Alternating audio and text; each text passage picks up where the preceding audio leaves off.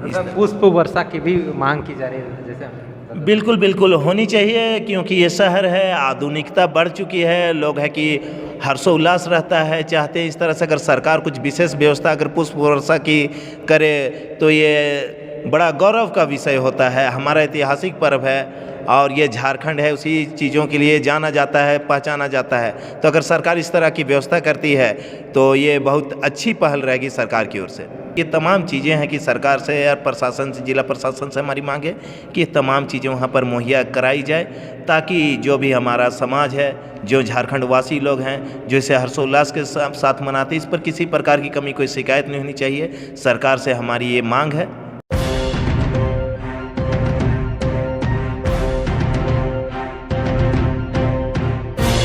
सबसे पहले तो मैं सरहुल की सभी को अग्रिम शुभकामनाएं देना चाहूँगा।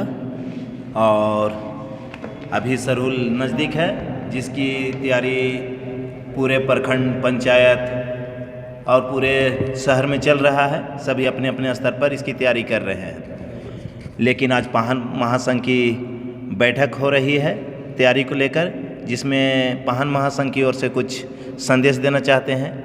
और ख़ास तौर पर है कि यहाँ पर सरकार और प्रशासन से कुछ विशेष मांग की जा रही है, जिसमें है कि 2 दिन की राजकीय अवकाश होनी चाहिए, साथ है 2 दिन की कम से कम पूर्ण शराबबंदी होनी चाहिए, सड़क और तमाम पूजा स्थलों की साफ़ सफाई होनी चाहिए। और सरहुल के दिन 11 तारीख को है कि जगह जगह पर मेडिकल कैंप होनी चाहिए, पेयजल की विशेष व्यवस्था होनी चाहिए, मोबाइल टॉयलेट होनी चाहिए, और खोया पाया जैसे भी कुछ मतलब है कि कैंप होनी चाहिए। साथ ही सुरक्षा व्यवस्था होनी चाहिए, पूरा दस्ता होना चाहिए, महिलाओं का और बच्चों का विशेष ख्याल रखा जाना चाहिए। इसमें सभी लोग शामिल होते हैं लाखों की संख्या में। और इसमें है कि ड्रोन कैमरा और सीसीटीवी फुटेज, मतलब कैमरा वगैरह भी होना चाहिए। तो और बाकी तमाम चीज़ें जो हमारा विधि विधान है, जो रीति रिवाज है, जिस प्रकार से होता रहा है, वो तमाम चीज़ें होंगी। और सभी समितियों और संगठनों से है कि आशा करते हैं कि वो अपने अपने क्षेत्र में इसकी तैयारी शुरू कर दे, और जो भी नियम है उसी आधार पर है कि होना चाहिए। और ख़ास करके पारंपरिक वेशभूषा, परंपरागत वाद्य यंत्र जो होते हैं, ढोल नगाड़े और सहनाई वगैरह, इन्हीं चीज़ों से मतलब है कि अपने परंपरा को दर्शाया जाए, ये चीज़ होनी चाहिए और सभी का ख्याल रखा जाए। इसमें हम लोग इस पर एक अभियान चलाएंगे, इस पर जागरूकता लाएंगे, क्योंकि आधुनिकता में जो है कि ये जो डीजे वगैरह जो आ गया है, इसे हमारी पारंपरिक चीज़ें या मूलभूत जो चीज़ें हैं वो कहीं ना कहीं गायब हो रही हैं। तो इसे हमारा जो लोकगीत, संगीत, नृत्य, जो हमारे नए पीढ़ी को जो जानना चाहिए, वो कहीं भूलते जा रहे हैं। तो हम लोग इस पर है कि एक अभियान चला के, एक जागरूक अभियान चला के इसे है कि फिर से पुनः स्थापित करने का प्रयास करेंगे। देखिए, समिति और जो संगठन होती है, इसी चलते बनाई जाती है कि उनके आने जाने और उसकी सुरक्षा का है कि विशेष ख्याल समिति के द्वारा रखा जाए। और साथ ही प्रशासन और सरकार की विशेष जिम्मेदारी होती है इसमें। तो प्रशासन और सरकार से हमारी मांग है कि इस चीज़ पर विशेष ध्यान दिया जाए, ताकि कोई किसी के साथ कुछ गलत ना हो, कोई दुर्घटना ना हो।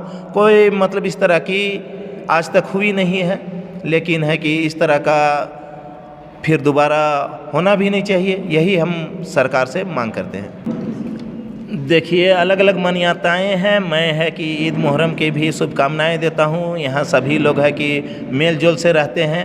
और रही बात एक तिथि में पड़ रही है, तो ये कोई मुद्दा नहीं है। ये अपनी अपनी मान्यताएं हैं, वो अपने स्तर से मनाएंगे, हम अपने स्तर से मनाएंगे। इसमें टकराव या फिर मतभेद जैसी कोई भी बात नहीं है।